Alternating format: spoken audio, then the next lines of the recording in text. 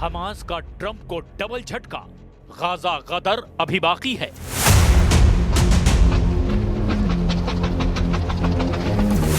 Gaza में 737 दिन बाद उम्मीद की जा रही है कि हमास इजरायली बंधकों को आजाद करेगा और इजराइल गाजा को फिलिस्तीनियों के हवाले करेगा।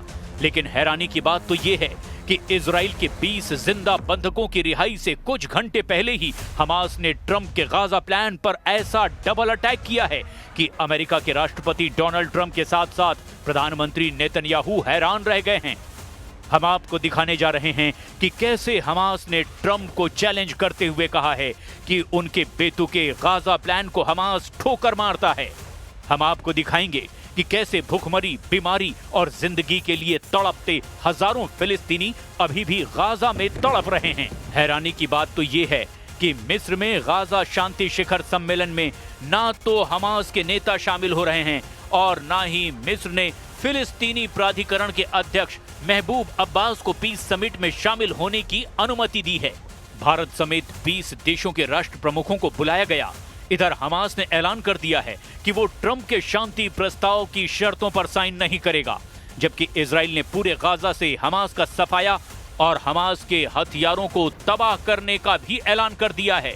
खुद ट्रंप के विशेष दूत स्टीव विटकॉफ और इजरायली सेना के प्रमुख लेफ्टिनेंट जनरल एयाल जमीर ने गाजा में जमीन पर जाकर उस प्लान को समझा है जो ट्रंप के गाजा प्लान के हिसाब से हमास विहीन नई गाजा का निर्माण करेगा। हम आपको दिखाने जा रहे हैं क्यों हमास ट्रंप के गाजा प्लान को खतरनाक ट्रैप बता रहा है और कैसे गाजा और वहां रहने वाले फिलिस्तीनी अमेरिका और इजराइल की कठपुतली बनकर रह जाएंगे। मिस्र में ट्रंप का गाजा प्लान, ट्रैप में फंसा हमास। तबाह गाजा की तस्वीरें साबित कर रही है कि अब पूरे गाजा से हमास का कंट्रोल खत्म हो चुका है।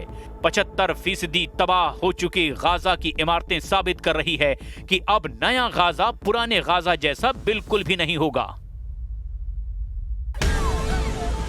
एक एक रोटी और पानी के लिए तरसते हजारों फिलिस्तीनियों को 2 साल की जंग में एहसास हो चुका है कि अब उनका मुकद्दर अमेरिका और इजराइल के रहमो करम पर है। और शायद इसीलिए मिस्र में गाजा के नाम पर जो शांति शिखर सम्मेलन अमेरिका और मिस्र के नेतृत्व में हो रहा है, उससे हमास ने दूरी बनाना शुरू कर दी है। गाजा सीज फायर समझौते के पहले चरण के तहत 48 बंधकों की रिहाई सोमवार सुबह से शुरू हो सकती है, जिसमें 20 जीवित व्यक्ति और 28 शव सौंपे जाएंगे। इजरायली सेना ने बंधकों की रिहाई के लिए हमास को 72 घंटे का समय दिया है। सोमवार यानी 13 अक्टूबर को मिस्र में गाजा युद्ध समाप्त करने के समझौते पर चर्चा होगी। इसमें अमेरिकी राष्ट्रपति डोनाल्ड ट्रंप सहित 20 से ज्यादा विश्व के नेता भाग लेंगे। रॉयटर्स के रिपोर्ट के मुताबिक ये बैठक लाल सागर के खूबसूरत रिसोर्ट शर्म अल शेख में होगी, जिसमें अमेरिकी राष्ट्रपति डोनाल्ड ट्रंप शामिल होंगे। भारत की ओर से विदेश राज्य मंत्री कीर्तिवर्धन सिंह इस समिट में शामिल होंगे। प्रधानमंत्री नरेंद्र मोदी को इसके लिए निमंत्रण मिला था। दूसरी ओर हमास ने दूसरे चरण में मिस्र में होने जा रहे गाजा पीस समिट के आधिकारिक हस्ताक्षर समारोह में शामिल होने से ही इनकार कर दिया है और दो टूक कहा है कि ट्रंप का गाजा प्लान कई शर्तों पर पूरी तरह से बेतुका है। हमास के वरिष्ठ नेता हुस्साम बडरान ने कहा है कि वे अमेरिकी राष्ट्रपति डोनाल्ड ट्रंप की योजना के कुछ हिस्सों से असहमत हैं। बडरान ने कहा, फिलिस्तीनियों को उनकी जमीन से निकालने की बात बेतुकी है। बडरान ने समझौते के दूसरे चरण की बातचीत को जटिल और कठिन बताया। हमास ने यह भी कहा कि हमास हथियार छोड़ दे, ये शर्त पूरी तरह से गलत और बेतुकी है। हथियार छोड़ना हमास के लिए बिल्कुल असंभव है, भले ही वे गाजा की सत्ता छोड़ दें।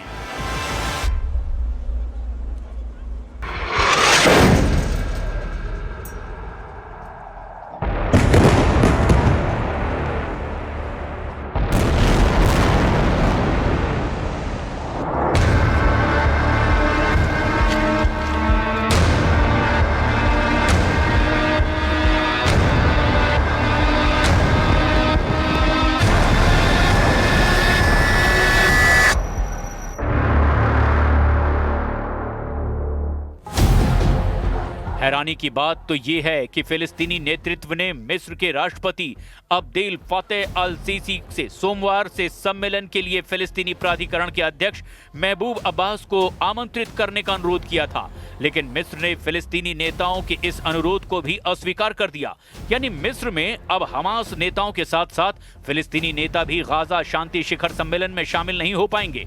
यानी जिन फिलिस्तीनियों को बचाने और बसाने के नाम पर शिखर सम्मेलन हो रहा है, उस सम्मेलन में ना तो हमास होगा और ना ही फिलिस्तीनी नेता, जबकि दूसरी तरफ इजराइल लगभग 2000 फिलिस्तीनी कैदियों को रिहा करेगा। टाइम्स ऑफ इजराइल के मुताबिक अंतर्राष्ट्रीय रेड क्रॉस समिति इस अदला बदली की देखरेख करेगी। रिपोर्ट में कहा गया कि अगर हालात अनुकूल रहे तो रिहाई रविवार रात यानी 12 अक्टूबर से भी शुरू हो सकती है। इधर दूसरी तरफ इजरायली सेना के चीफ लेफ्टिनेंट जनरल इयार जमीर, अमेरिकी राष्ट्रपति ट्रंप के विशेष दूत स्टीव विटकॉफ, सेंटकॉम प्रमुख एडमिरल ब्रैड कूपर और व्हाइट हाउस के सलाहकार जेरेड कुशनर सहित दूसरे इजरायली जनरलों के साथ ही गाजा पट्टी का दौरा भी कर चुके हैं। तस्वीरों में भी साफ देखा जा सकता है कि इजरायली सेना के चीफ लेफ्टिनेंट जनरल इयाल जमीर, अमेरिकी राष्ट्रपति ट्रंप के विशेष दूत स्टीव विटकॉफ, सेंटकॉम प्रमुख एडमिरल ब्रैड कूपर को नक्शे पर गाजा पट्टी के ताजा हालात बता रहे हैं। इजरायली सेना द्वारा जारी एक वीडियो में जमीर, विटकॉफ और कुशनर के साथ एक बेस पर इजरायली सैन्य अधिकारियों द्वारा निरीक्षण करवाते हुए दिखाई दे रहे हैं।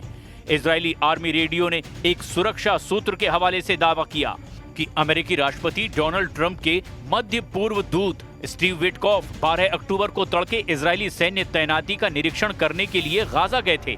अमेरिकी सेना की केंद्रीय कमान यानी कि सेंटकॉम के प्रमुख एडमिरल ब्रैड कूपर भी थे, जिन्होंने की एक बयान में कहा कि उनकी यात्रा एक टास्क फोर्स की स्थापना का हिस्सा है जो गाजा में स्थिरीकरण प्रयासों का समर्थन करेगी।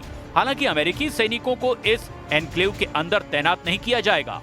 इस दौरान अमेरिकी विशेष दूत स्टीव विटकॉफ ने बंधक परिवारों से मुलाकात की। उन्होंने कहा कुछ शवों का पता लगाना बहुत मुश्किल हो सकता है। इस बात से परिवार में गहरी चिंता है। CNN की रिपोर्ट के मुताबिक इजराइल को पहले से पता था कि 7 से 15 बंधकों के शव शायद ही मिल सकेंगे। हालांकि अधिकारियों ने इसकी सार्वजनिक पुष्टि नहीं की है। कुल मिलाकर हालात ये हो गए हैं कि गाजा युद्ध जरूर खत्म हो रहा है, लेकिन गाजा गदर अभी लंबा चलने वाला है और हो सकता है कि बंधकों की रिहाई के बाद हमास पर फिर से हमले हों। गाजा में फिर से इजरायली टैंक कोहराम मचाएं। गाजा का भविष्य मौजूदा हालातों को देखकर भयावह लगने लगा है।